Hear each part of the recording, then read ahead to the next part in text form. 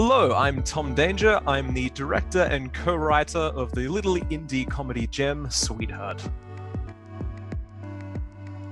What inspired me to create this film? Okay, so my co-writer slash hetero life mate, Logan Webster, who I'd been making a few projects with over the course of a number of years, we just felt that Australia didn't tend to make the kinds of films that we loved watching when we were younger, in our teen years and even a bit older.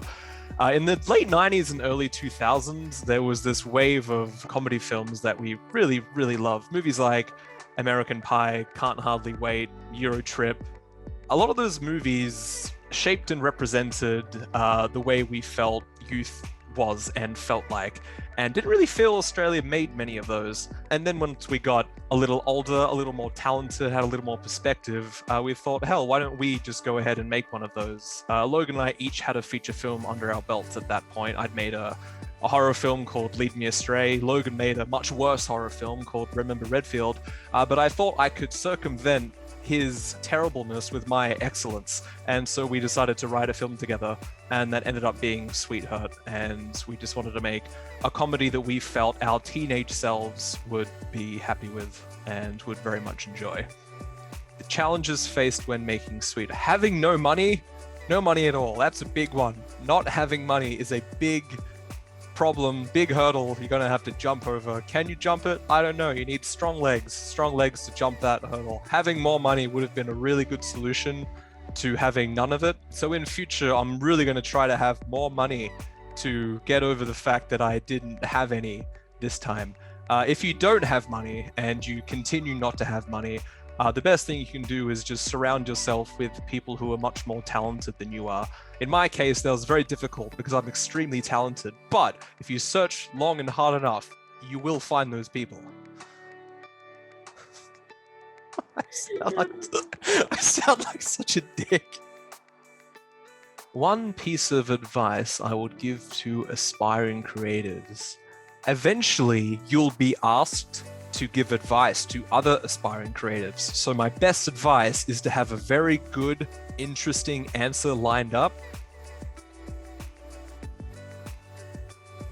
What do I hope viewers will take away from Sweethurt? Basically, all I'm hoping is that they will get the sense that the movie is a warm hug from a friend that they haven't seen in a very long time.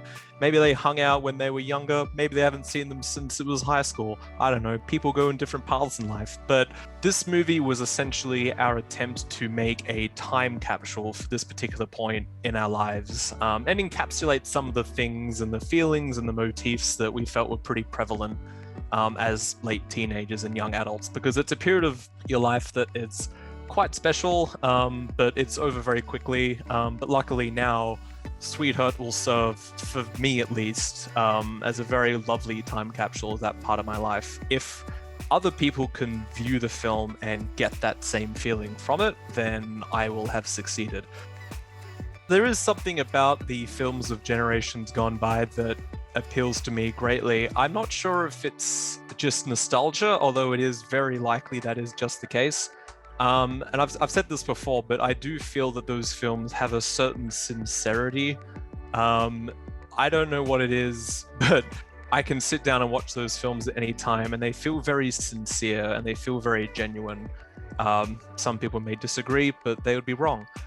And movies from the 70s and the 80s and the 90s, at least in my opinion, they have persevered throughout time. We don't know anything about, how the movies of this generation will, how they'll fare in decades coming. But those films from the 70s and onwards, they've stuck around, and they've stuck around for a reason. The Australian film industry wants to perpetuate a certain kind of aesthetic, and that is the Australian aesthetic, the outback and like the sky and like the drongo kind of thing. But, I feel like Australia is much more than that, and we should make movies that reflect what Australia is and can be.